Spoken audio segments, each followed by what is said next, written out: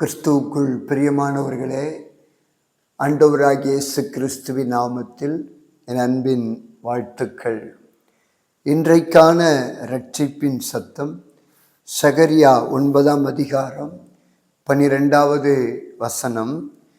நம்பிக்கையுடைய சிறைகளே, அரணுக்கு திரும்புங்கள், இரட்டிப்பான நன்மையை தருவேன், இன்றைக்கே தருவேன். எனக்கு அன்பான கர்த்தருடைய பிள்ளைகளே, இன்றைக்கு ஆண்டவர் உங்களை பார்த்து சொல்லுகிற வார்த்தை, இரட்டிப்பான நன்மையை தருவேன், இன்றைக்கே தருவேன் என்று கர்த்தர் சொல்லுகிறார். யோபுவை போல எல்லாவற்றையும் இழந்த சூழ்நிலையில் நீங்கள் இருக்கிறீங்களா? கலங்காதுங்க, திகையாதுங்க. ஆண்டவர் யோபுவுக்கு எப்படி இரட்டத்தனையான ஆசீர்வாதத்தை கொடுத்தாரோ, அதே போல இரட்டிப்பான நன்மையை உங்களுக்கு தருவேன் என்று ஆண்டவர் வாக்கு பண்ணுகிறார். இரட்டிப்பான நன்மையை நீங்கள் ஆண்டவரிடத்திலிருந்து பெற்றுக்கொள்ள வேண்டும் என்றால் ஆண்டவரிடத்தில் திரும்ப வேண்டும். ஆண்டவரிடத்தில் திரும்புவீர்கள் என்றால் ஆண்டவர் உங்களுக்கு இரட்டிப்பான நன்மையை தருவார். இந்த வருடத்தின் இறுதி நாட்களுக்குள்ளே வந்துட்டோம். அதனால தான் ஆண்டவர் சொல்கிறார், வரப்போகிற புதிய ஆண்டில் உங்களுக்கு நான் இரட்டிப்பான நன்மையை தரப்போகிறேன். யோபு எல்லாத்தையுமே இழந்தார். ஆனால் ஆண்டவர் பக்கமாக அவர் திரும்பினபடியினால எல்லாவற்றையும் ஆண்டவர் இரட்டத்தனையாக திரும்ப கொடுத்தார். எவ்வளோ சூழ்நிலை, நஷ்டம், வியாதி, இழப்பு, நிந்தனை, அவமானம், இது எல்லா சூழ்நிலையிலும் கூட யோபு கர்த்தரை விட்டு தூரம் போகலை. கர்த்தரை விட்டு யோபுவை தூரப்படுத்தணும் அப்படின்னு மனைவி கூட வந்து சொல்றாங்க, தேவனை தூசித்து ஜீவனை விடு, இன்னுமா உத்தமத்துல உறுதியாய் இருக்கிறாய் அப்படின்னு கேட்குறாங்க. ஒருவேளை அவர் தேவனை தூசித்துட்டு ஜீவனை விட்டுருக்கலாம், விடலை. கர்த்தர் பக்கமா திரும்பி ஜெபம் பண்றார். கர்த்தர் பக்கமா திரும்பி ஜெபம் பண்றார். தன்னுடைய சிநேகிதர்களுக்காக ஜெபம் பண்றார். அந்த சிநேகிதர்கள் இவரை துக்கப்படுத்தினாங்க. சிநேகிதர்கள் இவரை ஏளனமா பேசினாங்க. ஆனாலும் அந்த சிநேகிதருக்காக ஜெபம் பண்ணினார். கர்த்தர் பக்கமா யோபு திரும்பினதுனால, கர்த்தர்கிட்ட நெருங்கி வந்ததுனால, வியாதி நேரத்தில், இழந்த நேரத்தில் கர்த்தர் பக்கமா திரும்பி வந்ததுனால ஆண்டவர் இரட்டிப்பான நன்மையை யோபுவுக்கு கொடுத்தார். அதே போல இன்னைக்கு நீங்கள் எல்லாத்தையும் இழந்து நிற்கலாம்.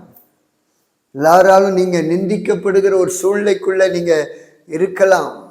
உங்கள் சொந்த பந்தங்கள் உங்களை ஏளனமாக பார்க்கலாம். கவலைப்படாதுங்க. யோபுவை போல கர்த்தர் பக்கமாக வாங்க, ஆண்டவரிடத்தில் திரும்புங்க, ஆண்டவரை நோக்கி நீங்கள் ஜெபம் பண்ணுங்க, மற்றவர்களுக்காக ஜெபம் பண்ணுங்க, உங்களை நிந்தித்தவர்களுக்காக நீங்கள் ஜெபம் பண்ணுங்க. ஆண்டவர் நீங்கள் இழந்து போன எல்லாத்தையும் இரட்டிப்பாய் தருவேன்னு ஆண்டவர் சொல்லுகிறார். ஆண்டவர் பக்கமாக நீங்கள் திரும்பினீங்க அப்படின்னா யோபுவை போல உங்களுக்கும் இரட்டிப்பான நன்மை நிச்சயமாகவே உண்டாகும். எதையெல்லாம் நீங்கள் இந்த ஆண்டில் இழந்தீங்களோ அதெல்லாம் வரப்போகிற புதிய ஆண்டில் கர்த்தர் உங்களுக்கு தரப்போகிறார். ஆனால் நீங்கள் செய்ய வேண்டிய காரியம், கர்த்தர் பக்கமாக திரும்பிடுங்க. ஒருவேளை உங்களிடத்தில் உங்கள் வாழ்க்கையில் பொல்லாத வழிகள் ஏதாயிலும் காணப்படும் என்றால் கர்த்தர் பக்கமாக வந்துருங்க. அதெல்லாம் வேண்டாம். கர்த்தருக்கு பிரியமில்லாத காரியத்தெல்லாம் விட்டுட்டு ஆண்டவர் பக்கமாக ஜெபம் பண்ணுவதிலையும், வேதம் வாசிக்கிறதுலையும், ஆலயத்திற்கு போகிறதுலையும், ஊழியத்திற்கு போகிறதுலையும் நீங்கள் இடைவிடாமல் செயல்படுவீர்கள் என்றால் கர்த்தர் நீங்கள் இழந்து போன எல்லாவற்றையும் உங்களுக்கு திரும்ப தருவேன் என்று அவர் வாக்கு பண்ணுகிறார். இரட்டிப்பான நன்மையை தருவேன், இன்றைக்கே தருவேன் என்று கர்த்தர் வாக்கு பண்ணுகிறார். ஆகையினால கலங்காதுங்க, எல்லாம் உங்களுக்கு ரெட்டிப்பா திரும்ப வரப்போகிறது. எதெல்லாம் இழந்தீங்களோ அதெல்லாம் உங்களுக்கு ஆண்டவர் ரெட்டிப்பா திரும்ப தரப்போகிறார். யோபுவின் தேவன் நம்முடைய தேவன்.